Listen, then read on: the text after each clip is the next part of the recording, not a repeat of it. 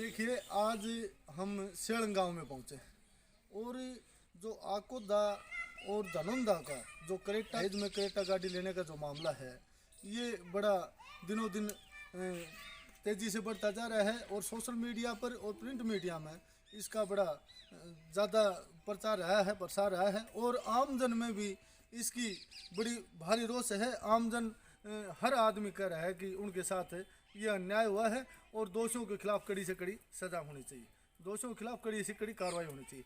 और आज हम पहुंचे हैं सेलंग गांव में और उससे भी बड़ा अपराध कई गुना बड़ा अपराध है, लेकिन प्रशासन सोया हुआ है।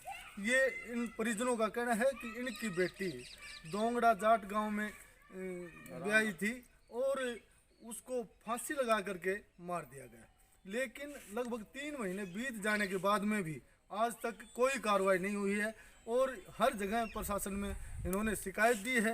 ये गए हैं और आज उनकी माताजी हैं मीना, जो इनकी बेटी मार दी गई, उनकी माँ है, हम उनके पास पहुँचे हैं और देखिए उनसे बात करते हैं। इतने दिन होने के बाद में भी इनको न्याय नहीं मिला है और इन्होंने रो रो के अपना पूरा शरीर ख़त्म कर लिया है। इनसे बात करते हैं क्या कर रहे हैं। हाँ जी, आपका क्या नाम है? मेरा नाम मंजू। अच्छा, आपकी बेटी मिन्ना आपकी बेटी थी? हाँ, मेरी बेटी। हाँ, तो कैसे क्या बात हो गई? हमारे पास तो फोन आया था कि मिन्ना बीमार है, तो उनका पापा हम चले गए, तो देख के गया तो फांसी पर लटका रखी हो और कोई सुनाई नहीं हो रही। 3 महीना हो गए सुन इस बात ने। नहीं, आपको क्या लग रहा है फांसी उसने खुद लगाई है? मारी नहीं, उन्हें फांसी लगानी आवा नहीं जी, वो बहुत बड़ी लड़की थी, वो फांसी लगानी नहीं आवा, लगाई गई। इस रात को मार कर लटका दी, मार कर फोन कर दिया को मर गई मिन्ना। जैसे पंखा जो फोटो देखी गई है, हाँ, मैं तो उसमें पंखा काफी ऊंचा है, बहुत ऊंचा, और नीचे जो चप्पल है वो भी थोड़ी सी दूर अस्त व्यस्त है और एक पैर मुड़ा हुआ दिखाई दे रहा है। जो फांसी जो दिखाई गई है, नीचे एक पैर मुड़ा हुआ दिखाई दे रहा है, टेबल है उसके ऊपर पैर पहुंच रहा है, तो फांसी वहाँ उसमें कैसे लगी? तो आपको क्या लग रहा है? मेरे को ये लग रहा है जी, मार के लटकाई रात को, मार के। रात को 9 बजे के बाद मैंने कोई फ़ोन नहीं करे।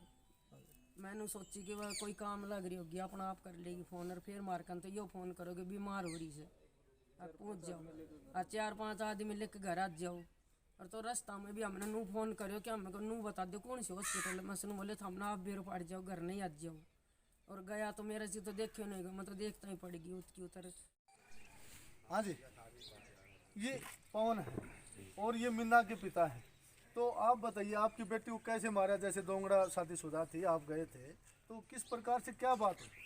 सर, उन्होंने रात को मार के लटकाया और एक पैर मेज के ऊपर रखा हुआ है और एक नीचे है, वो पैर मुड़िया हुआ है, और मार करके रात को ये कहीं गए हैं। उसके बाद में गांव वाले ये बता रहे हैं कि भाई वो थे नहीं, बाकी सारा परिवार तितर बितर वहीं के वहीं था।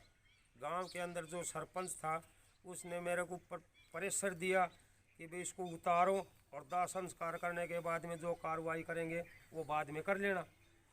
तो मेरे ऊपर ज़्यादा प्रेशर आया तो मैंने मेरे साथ गया था भाई जगदेव, इसके पास फ़ोन किया। गांव से 10-15 आदमी आए, उसके बाद में गांव के आदमी तितर बितर हुए और ना ही राम रतन या उसका कोई भी परिवार का आदमी। जब मिन्ना उतारी है वहाँ कोई नहीं आया, ना वहाँ था, बाकी ओम प्रकाश सरपंच था वही मौजूद था और हर जगह उसी का सहयोग रहा है। रात को हम 9:30 बजे आए हैं, तब तक भी वहाँ कोई नहीं आया, ना ही लाश लेने के लिए आया। बाकी राम रतन का बड़ा भाई है, उसने हाथ जोड़कर गांव की पंचायत के हिसाब से मेरे गांव वालों ने सहमति से वो लाश उन्हें दे दी और दाह संस्कार पर भी कोई नहीं आया। उसके बाद संस्कार पर उसका जो आपका दामाद था, लड़की को शादीशुदा था, वो भी कोई नहीं आया, उसका पिता कोई भी नहीं आया जी। उसके पिता, वो उसका ताऊ है, वही लाश को लेकर के गया। मेरे गांव की सहमति से सभी ने उन्होंने बताया कि भाई यहाँ गांव के अंदर अच्छा नहीं है। देखिए, ये साफ रूप से दिख रहा है ये संदिग्ध है, क्योंकि वो डर के मारे दाह संस्कार में भी शामिल नहीं हुए, ये बड़े शक के दायरे मारे है, तो इससे स्पष्ट लग रहा है कि इसमें दाल में काला है। उसके बाद में जी गांव के अंदर कभी कोई जाट आता है, कोई ब्राह्मण आता है, कभी कोई आता है भाई राजीनामा कर लो ना, बाकी कहानी पता नहीं क्या हो जाएगी। ये मेरे गांव के पड़ोसी भाई हैं, इन्हीं के पास में बैठ करके जा रहे हैं। बाकी मेरे को बार बार में धमकी दे रहे हैं। और कणीना थाना के अंदर भी मैं ये पर्ची दे के आया, एप्लीकेशन लगा के आया जी, मेरे को बार बार में धमकी दे रहे हैं। बाकी प्रशासन कुछ नहीं कर रहा, आपकी कोई सुनवाई नहीं? कोई नहीं कर रहा। अब सुनवाई यह है, मेरी घरवाली है वो भी मजबूर है आत्महत्या करने के लिए, मजबूर मैं भी हो गया जी मेरी लड़की जाने के लिए। प्रशासन कोई कार्रवाई की नहीं है, उसके बाद में प्रशासन ही जिम्मेवार होगा हमारा दोनों का।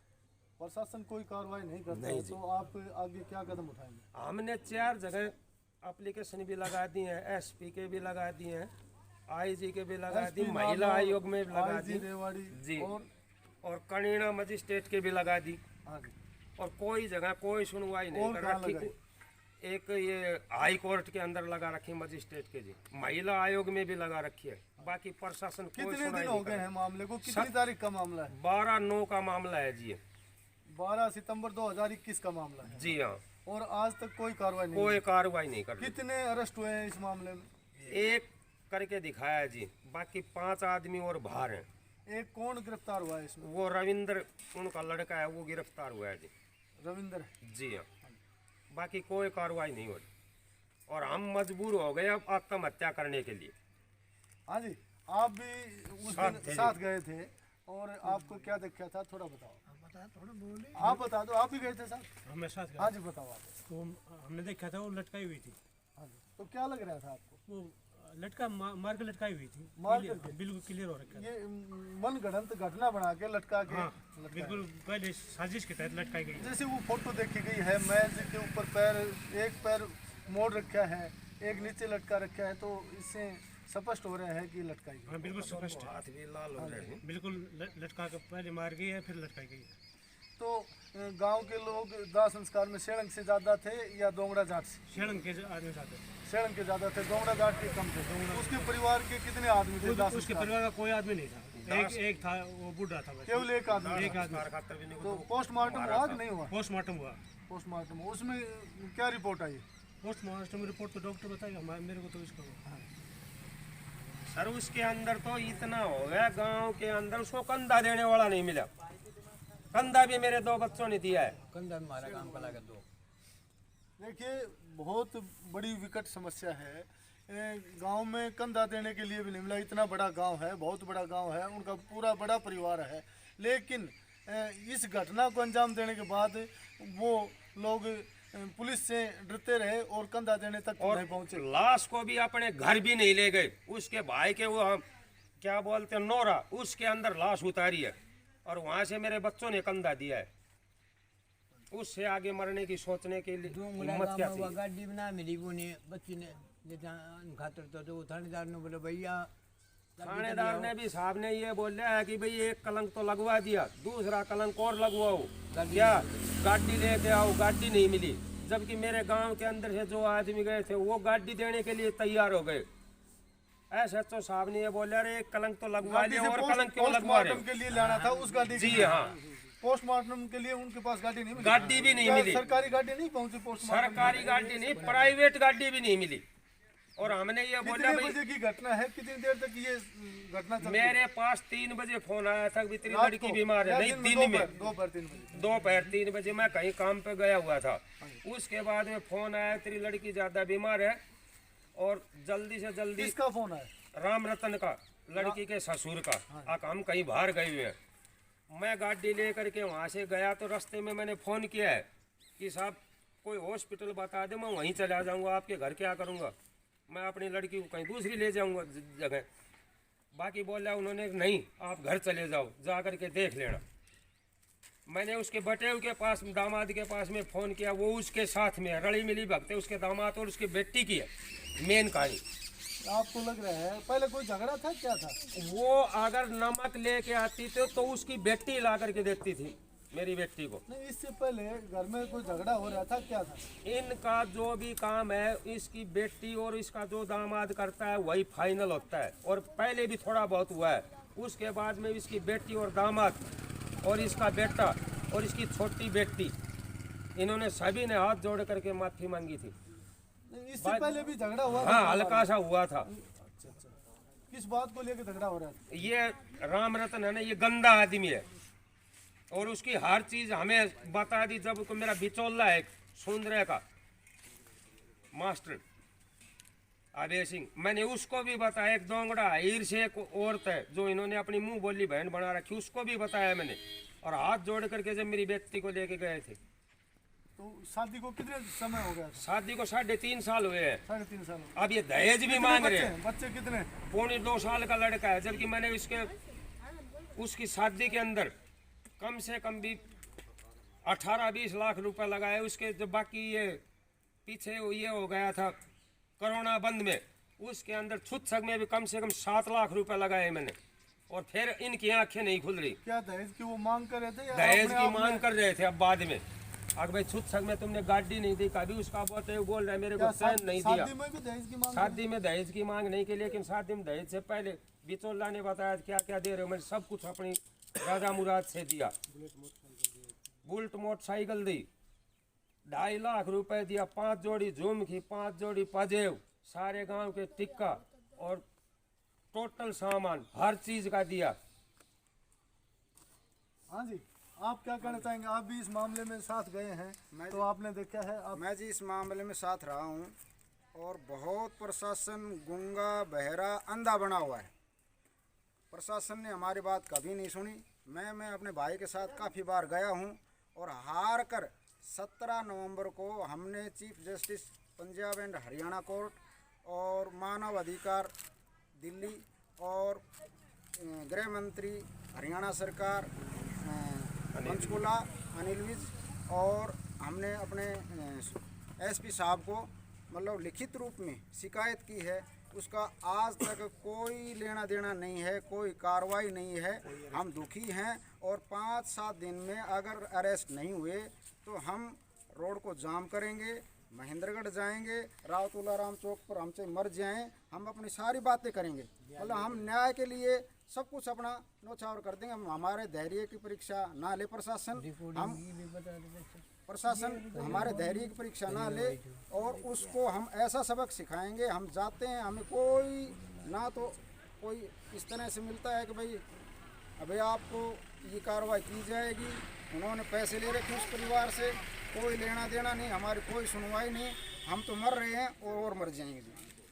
आपको क्या लग रहा है ये प्रशासन कार्रवाई क्यों नहीं कर रहा है? प्रशासन बड़ा संगीन मामला है। प्रशासन की और लड़की के ससुर के परिवार की मिली भगत है। उन्होंने कुछ पैसे दे दिए हैं और कोई कार्रवाई नहीं की जा रही है। हम दुखी हैं, रोते फिरते हैं, कभी थाने में जाते हैं, कभी एसपी साहब के पास जाते हैं, कभी किसी अधिकारी के पास जाते हैं। हार छिक कर कनीना मजिस्ट्रेट के पास भी हम गए हैं और वहाँ भी तारीख बदल दी गई। कोई सिस्टम नहीं जी, कोई बात नहीं, हमारी कोई सुनवाई नहीं हो रही है। अब इसका आप ही एक माध्यम है, हम आपके चैनल से बताना चाहते हैं, अगर प्रशासन ने उचित कार्रवाई नहीं की, उनको अरेस्ट नहीं किया गया तो हम दाह संस्कार करेंगे, सपरिवार वहाँ महेंद्रगढ़ जाएंगे और रोड को जाम करेंगे।